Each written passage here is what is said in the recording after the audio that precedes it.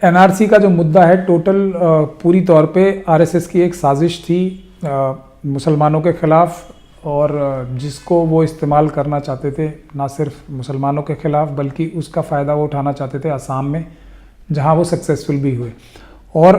उसी एनआरसी का फ़ायदा पूरे मुल्क भी उठाना चाह रहे हैं। लेकिन इस दौरान वो असामी लोगों को,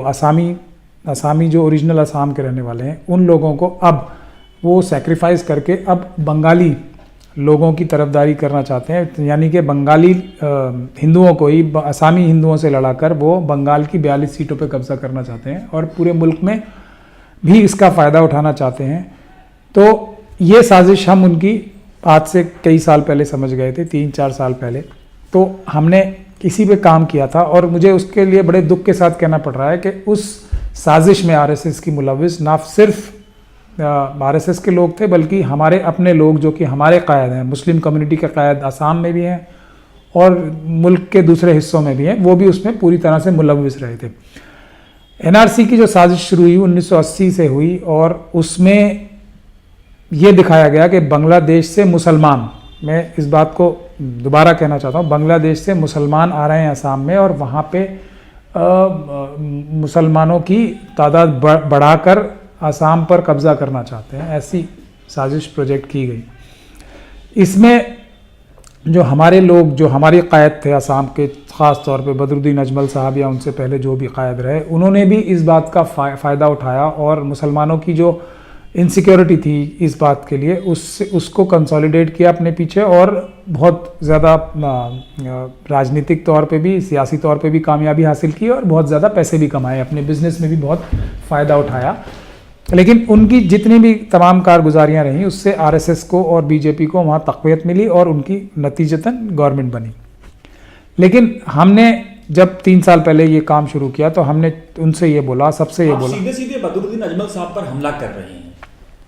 क्या वो सबूत हैं आपके पास कि अजमल साहब ने किस तरह से मुसलमानों को वहाँ बेचा है?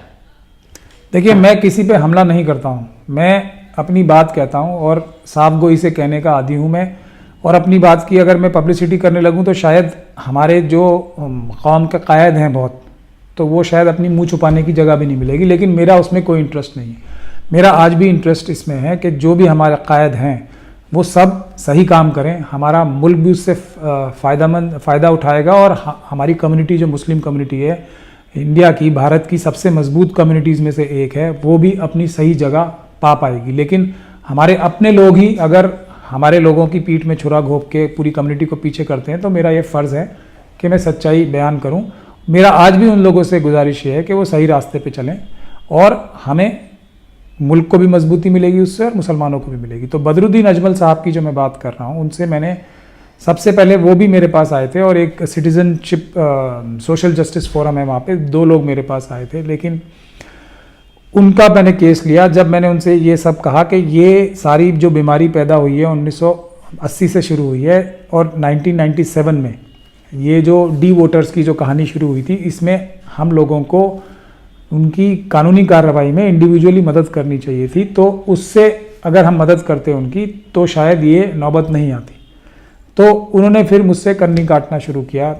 और उसके बाद मैं उनको बहुत बार रिक्वेस्ट भी की,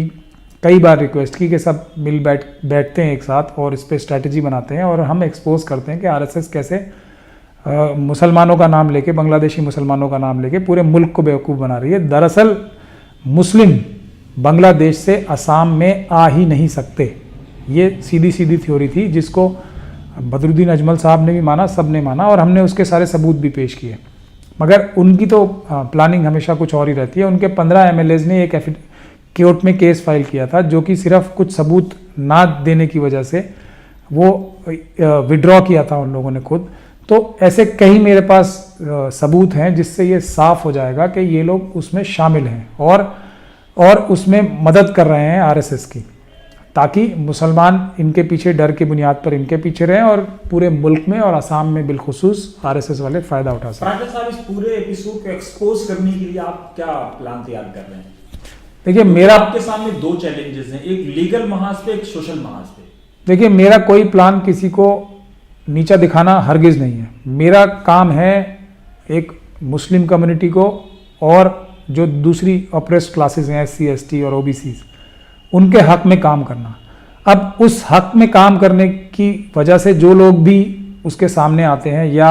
ऐसा पाए जाते हैं कि वो उसके खिलाफ काम कर रहे हैं, तो मजबूरी में उनका नुकसान होता है। हमारी कोई ऐसी मंशा नहीं है। तो इसमें भी NRC में भी हम जो ये कह रहे हैं तब से, तो इसमें अगर फॉर्म्स भरवाने के लिए भी हमने गुजारिश की कि हमारे पास इतने वसाइल नहीं है, कम से कम आप ऑब्जेक्शन भरवाने में मदद कीजिए, तो उन्होंने कोई मदद नहीं की। सिर्फ हाई कोर्ट में, सुप्रीम कोर्ट में मुंह दिखाने के लिए बड़े बड़े वकीलों को पेश कर कर और बड़ी बड़ी पब्लिक मीटिंग्स करके पैसा इकट्ठा करके पूरी दुनिया से वो क्या हासिल करेंगे? कुछ नहीं। लेकिन बुनियादी बात जो NRC की है उसमें मदद चाहिए एक आम मुसलमान को फॉर्म्स भरने में, वो उन्होंने कभी उनको प्रोवाइड नहीं की, क्योंकि उससे उनकी कलाई खुल जाएगी और ये प्रॉब्लम ही ख़त्म हो गई तो उनकी शायद लीडरशिप का भी उनको खतरा रहता है। तो इसमें बुनियादी बातों में हमें सिर्फ यही काम करना है कि अब जबकि सरकार खुद वो स्टैंड ले रही है जो हम लेते थे पहले, आज हमारी बात अगर पहले मान ली जाती तो शायद ये असम का मुद्दा ही ख़त्म हो गया होता। लेकिन क्योंकि आज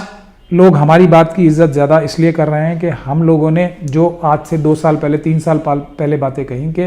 असम में बंगाली मुसलमान या बांग्लादेशी मुसलमान मिलेगा ही नहीं, उसकी बहुत सारी वजूहात हैं, तो वो आज आप सच्ची साबित हो रही है जब ये NRC में ये साबित हो रहा है कि ज़्यादातर मुसलमानों के पास तो डॉक्यूमेंट्स भी हैं और NRC में उनकी लिस्ट में शामिल हो भी जाएगा। जिनका नहीं शामिल हो रहा है तो सिर्फ इस वजह से कि उनकी जो फॉर्मेलिटीज़ हैं वो ठीक से पूरी नहीं हो रही। तो हम ये कहते थे कि 1985 से लेके असम का सबसे बड़ा मुद्दा ये था, 2 सरकारें बनी AGP की इसी मुद्दे पे कि बांग्लादेशी मुसलमान आएंगे। हज़ारों लाखों करोड़ रुपए इस बात के लिए खर्च हुए कि वहाँ पे बॉर्डर में फेंसिंग की जाए, BSF की ज़्यादा तादाद में गश्त तैनाती हो और गश्त हो। दुनिया भर का सुप्रीम कोर्ट तक ने इसके ऊपर पूरी नज़र रखी। उसके बावजूद भी अगर हमारे मुल्क के गवर्नर्स तक ये बोले जा रहे हैं कि बांग्लादेश से मुसलमान आ रहे हैं, तो ये या तो हमारी सारी गवर्नमेंट का सिस्टम का फेलियर है या फिर ये बात कोरा झूठ है। बांग्लादेश से आज तक गवर्नमेंट ऑफ इंडिया ने ऑफिशियली ये नहीं कहा है कि आप हमें वो लिस्ट दें, क्योंकि ये बुनियादी बात है, जो आपके जो बाशिंदे हैं वो इंडिया में आ गए हैं, आज तक वो लिस्ट नहीं मांगी है। जितने भी ये केसेस दर्ज होते हैं NRC के जिनमें डिटेंशन कैंप्स में लोग जा रहे हैं, उनसे सबसे पहली बुनियादी वजह जो वो है उसकी ये है कि किसी भी अगर बाशिंदे को, हिंदुस्तान के सिटीजन को पकड़ा जाता है बांग्लादेशी के इल्ज़ाम पे, तो पहले उसकी इन्वेस्टिगेशन या उसकी पहली रिपोर्ट में ये लिखा जाएगा कि ये बांग्लादेशी सिटीज़न है और उसकी ये डिटेल्स हैं। किसी भी केस में ये नहीं होता है। ये सब बातें हमने जब शुरू की और मैंने खुद अपने नाम से एक लेटर लिखा चीफ मिनिस्टर को भी कि आप मुझे मेहरबानी करके ये बताएं कि ऐसे जो ऑफिसर्स ने झूठे मुकदमे बनाए उन पे क्या एक्शन लेंगे और आप उनके खिलाफ FIR दर्ज करें, नहीं तो मैं उसके लिए अपने नाम से FIR दर्ज करूंगा। तब इन हरकतों में कमी आनी शुरू हो गई। तो क्या ये काम जो मेरे एक चिट्ठी लिखने से हो सकती है, ये लोग इतने बड़े बड़े कायद हैं, वो नहीं हो सकता था क्या इनके कहने से? दूसरी बात हमने बुनियादी ये पूछी कि बांग्लादेश को आज भी 7 से 8 billion dollar India grant in aid करता है। तब शेख हसीना साहिबा जो वहाँ की प्राइम मिनिस्टर हैं, वो कितनी बार यहाँ आई, मोदी साहब ने उनसे एक बार भी ये नहीं पूछा, ये नहीं कहा कि हमारे पास 50 लाख या 1 करोड़ बांग्लादेशी मुसलमान हैं, मेहरबानी करके वापस ले जाएं उन्हें।